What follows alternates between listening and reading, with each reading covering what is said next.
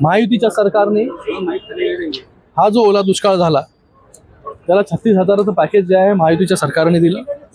त्याच्यानंतर देखील अजून माननीय मुख्यमंत्री मोदयांनी सांगितलेलं आहे की जे काही शेतकऱ्यांना द्यायचे ते शेतकऱ्यांना देण्याचं काम आम्ही करणार आहोत.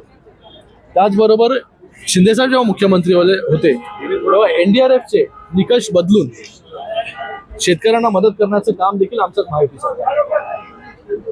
शेतकऱ्यांच्या बांधावरती जायचं इलेक्शन आल्यामुळे आणि शेतकऱ्यांना सांगायचं की माझ्या हातात काही नाही. आज आमचे जेव्हा कार्यकर्ते पदाधिकारी जेव्हा गेले बांधावरती तेव्हा देखील ते लोक काही ना काहीतरी घेऊन गेले, खाली हात गेले नाही.